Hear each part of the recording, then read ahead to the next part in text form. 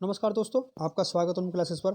दोस्तों, आज हम करने जा रहे हैं वीडियो री एग्ज़ाम के लिए हिंदी का अपना नेक्स्ट सेशन। एक सेशन इसका हो चुका है और हम इसमें प्रीवियस ईयर क्वेश्चन कर रहे हैं। इस समय क्या कर रहे हैं? हिंदी के प्रीवियस ईयर क्वेश्चन कर रहे हैं। ठीक है, तो आप आगे क्वेश्चन देखते हैं आज हम।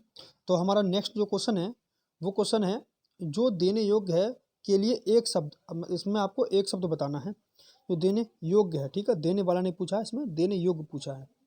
ठीक है, तो जो देने योग्य शब्द होता है वो हो जाएगा यहाँ पे दे। क्या हो जाएगा? दे।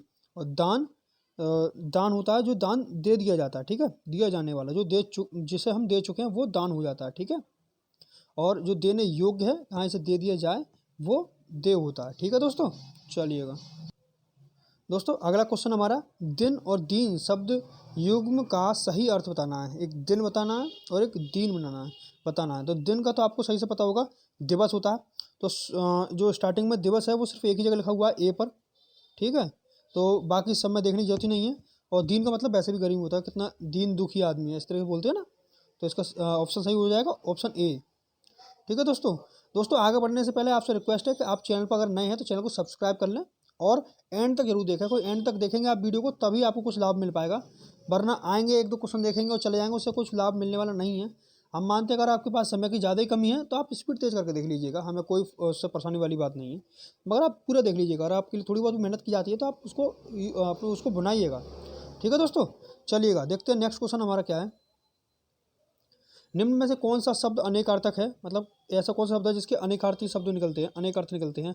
साहस, पुस्तक, बालक, अंबर। तो यहाँ पर सीधे सीधे आपको दिखाई दे रहा होगा, आप अगर जरा से पढ़ा होगा तो ये अंबर। अंबर एक ऐसा शब्द है जो अनेकार्थी शब्द है। इसमें देखो, अंबर का अर्थ वस्त्र भी होता है, अंबर का अर्थ होता है आकाश भी होता है, और बादल, ये सब तो इसके अनेकार्थी शब्द हैं। ठीक है दोस्तों, चलिएगा निम्न में से बर्तनी की दृष्टि से शुद्ध शब्द कौन सा है? आपके ऑप्शन है दोस्तों, पूज्य, परीक्षण, प्राण या परीक्षा। तो बर्तनी से शुद्ध शुद्ध बताना है। तो ये पूज्य होता है, ये परीक्षण होता है, रप बड़ी की मात्रा आएगी, यहाँ पर प्राण णा आएगा, ये वाला णा आएगा, प्राण, इस तरीके से। और ये परीक्षा हमारा बिल्कुल शुद्ध है, तो ऑप्शन हमारा डी क्या हो जाएगा? बिल्कुल सही ऑप्शन हो जाएगा। निम्न में से बर्तनी की दृष्टि से अशुद्ध शब्द कौन सा है? अशुद्ध बताना है आपको, पहले शुद्ध बताना था, इस बार अशुद्ध बताना है। प्रादेशिक, व्याप्त, माधुर्य, प्रमाणिक। तो प्रमाणिक नहीं होता, प्रामाणिक होता है, मतलब रा पे भी यहाँ पे मात्रा आने वाली है, बस ये सही हो जाएगा। तो ये क्या है? यहाँ अशुद्ध शब्द है। ये क्या है? अशुद्ध शब्द है। अगला क्वेश्चन है, निम्न में अधिकरण कारक का परसर्ग कौन सा है? अधिकरण कारक, तो आपको कारक पते होने चाहिए। ठीक है ना, जैसे कर्ता ने कर्म को करण से के द्वारा, संप्रदान को के लिए, अपादान से यानी कि अलग होने का अर्थ जो होता है से, उस चीज़ से अलग हो रहा है। संबंध तो काकी के रारीरे होता है। और अधिकरण का मतलब होता है उस पर अधिकार, उसके ऊपर अधिकार, जैसे मैं या पर उसके अधिकरण में होता है। संबोधन तो हे, अरे, हाय, इस तरीके से होते हैं ना। तो ये 8 संबोधन है।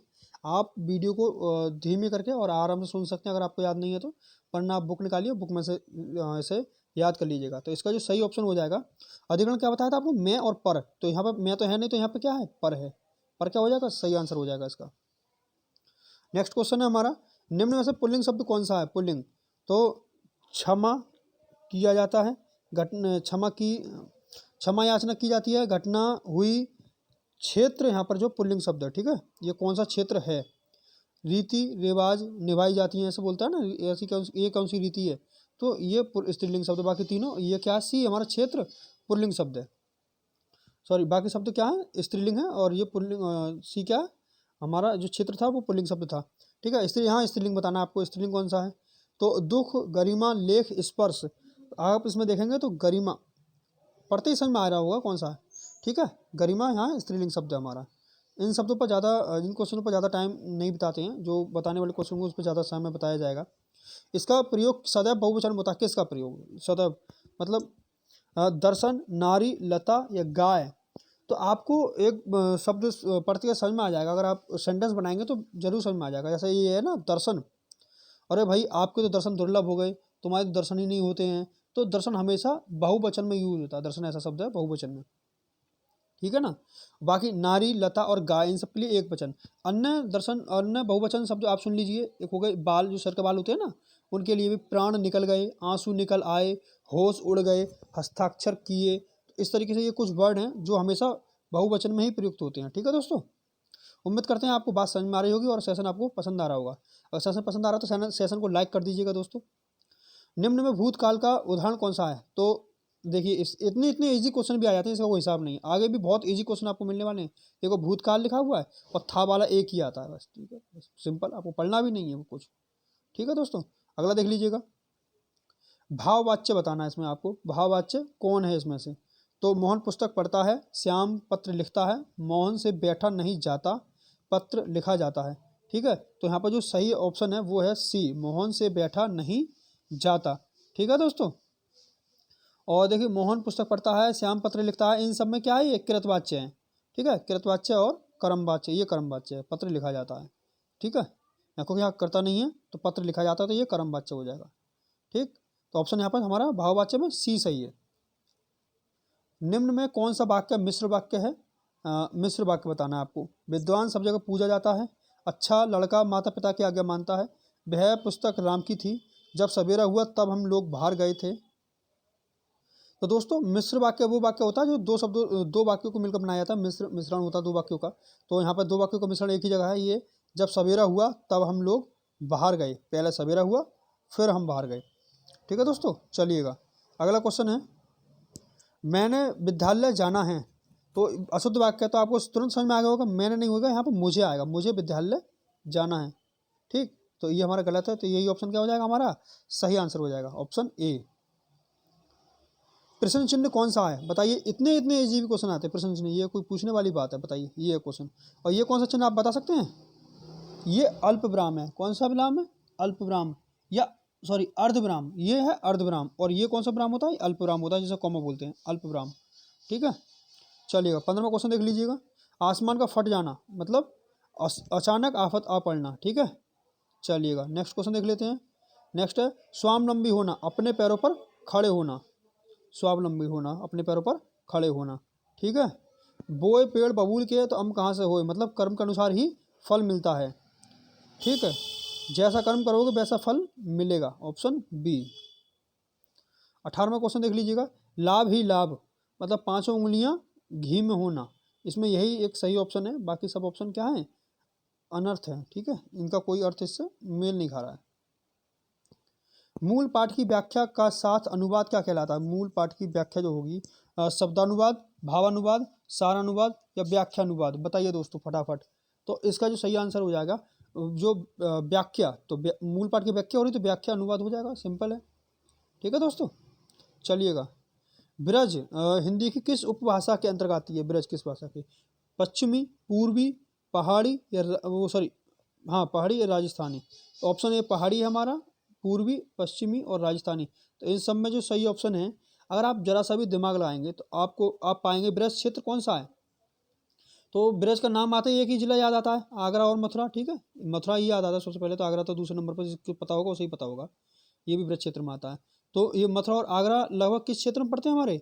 ये लगभग पश्चिमी क्षेत्र में पड़ते हैं, भारत के पश्चिमी उत्तर प्रदेश की तरफ पड़ते हैं। ठीक है ना, तो ये कौन सा क्षेत्र हो गया? पश्चिमी क्षेत्र हो गया। पहाड़ी तो बिल्कुल, अगर उत्तराखंड की तरफ होते तब तो एक बार के लिए पहाड़ी सोचा जा सकता था। पूर्वी तो कहीं से कहीं तक भी नहीं है। राजस्थान के थोड़े थोड़े चांसेस थे, लेकिन क्योंकि हमारे पास पश्चिमी हिंदी है, क्योंकि ये राजस्थानी पूरी तरह से नहीं है। ठीक है ना, राजस्थानी के लिए बिल्कुल अलग ही लैंग्वेज है थोड़ी सी, ब्रज में और राजस्थान में बहुत काफ़ी डिफरेंस है। ठीक, तो ये ब्रज लैंग्वेज कहाँ की हो जाएगी? पश्चिमी हिंदी का। अमेंडमेंट देखिए आप बड़े आराम से देख सकते हैं, इसका हिंदी अनुवाद क्या है? संशोधन। देखिएगा ये इजी आ गया है तो आराम से कर लिए। कभी कभी ऐसा होता है कि आपको नहीं समझ में आएगा, तब आप क्या कर पाएंगे? तब तो बहुत दिक्कत हो जाएगी। तो ऐसे में आप छोड़ना उचित समझेगा, क्योंकि इसकी नेगेटिव मार्किंग बड़ी हाई फाई है, 1/2 है। क्या है? 1/2। मतलब अगर एक क्वेश्चन गलत कर दिया आपने तो पूरा 1 नंबर लेके जाएगा। ठीक है, सूर सागर के रचयिता कौन से हैं? सूर सागर, देखो सूर लगा हुआ है, सूर सागर, ये सूरदास जी के हमारे जितनी भी रचना है ना, उनका पहचानना थोड़ा ज़्यादा आसान है। उनमें ज़्यादातर में सूर लगा हुआ है, सूर सागर, सूर सरावरी, है नी, इस तरीके से। चलिएगा अगला क्वेश्चन देख लेते हैं। निम्न में रीतिकाल का कवि कौन सा था? रीतिकाल जयशंकर प्रसाद, सूर्यकांत त्रिपाठी निराला, बिहारी, सुमित्रा नंदन पंत। तो इसमें जो रीतिकाल कवि है ना, वो है बिहारी। ठीक है, बिहारी कवि। ठीक, चलिएगा। और इनके अगर एक दो के और नाम बताएं तो बिहारी के साथ साथ रीतिकाल कवि कौन थे? भूषण थे, घनानंद थे, भिखारी दास थे, मतीराम, चिंतामणि और दलपति राय, ये भी क्या थे, ये रीतिकाल कवि थे। और ये जो सूर्यकांत त्रिपाठी, निराला और जयशंकर प्रसाद दे रखे हैं ना, ये छायावादी कवि है। कौन है ये? छायावादी कवि है। ये तीनों के तीनों, ये तीनों छायावादी। ठीक है दोस्तों, आप ये भी याद कर लीजिएगा, छायावादी कवि है। चलिएगा अगला देख लेते हैं। उसने कहा था कहानी के लेखक कौन है? उसने कहा था कहानी के लेखक आपको बताना है। केशरीलाल गोस्वामी, चंद्रधर शर्मा गुलेरी, प्रेमचंद, भगवान दास। तो इसमें जो दो ऑप्शन आपको एक जैसे थोड़ा थोड़ा लग सकता है कि ये हो सकता है, ये आप ऑप्शन में जो कन्फ्यूज होंगे ना, तुक्का लगा रहे होंगे या फिर थोड़ा बहुत ध्यान और होगा, तो इसमें आता है कन्फ्यूजन, केशरीलाल गोस्वामी और चंद्रधर शर्मा गुलेरी। तो इसका जो सही आंसर है वो है ऑप्शन बी। क्या है? Option B. अगला क्वेश्चन हमारा, उर्वशी। उर्वशी किसका काव्य है? देखिए ये क्वेश्चन बड़ा टिपिकल क्वेश्चन माना जाएगा एक सेंस में। क्यों? क्योंकि इसमें पूछा है उर्वशी किसका काव्य है। काव्य शब्द पर आप गौर देना। इसमें कन्फ्यूजन होने वाली बात यह है क्योंकि उर्वशी नाम की रचना जो है ये दो लेखकों, दो रचयिताओं के द्वारा बनाई गई है। एक तो है इसमें, इसका जो काव्य का सही जो आंसर है वो है जयशंकर प्रसाद, इसका सही आंसर है। ठीक है, जयशंकर प्रसाद यहाँ पे सही आंसर है इसका। और जो इसका एक काव्य, एक ये काव्य हो गया, और एक है इसका जो गद्य संकलन जो था वो रामधारी सिंह दिनकर के द्वारा लिखा गया। किसके द्वारा? रामधारी सिंह दिनकर के द्वारा। तो ये बड़ा कन्फ्यूजन वाला क्वेश्चन है ये। ठीक है दोस्तों, तो दोस्तों आपको उम्मीद करते हैं आपको आंसर समझ में आ गया होगा। इसका सही ऑप्शन क्या है? Option A, Jaishankar Prasad. ये काव्य है तो जयशंकर प्रसाद। अगर कोई गद्य या पद या कोई और रचना आती तो रामधारी सिंह दिनकर बोला जा सकता था। गद्य के नाम पे रामधारी सिंह दिनकर, और काव्य वाला सीन आ जाए तो जयशंकर प्रसाद। आपको ध्यान रखना आइए।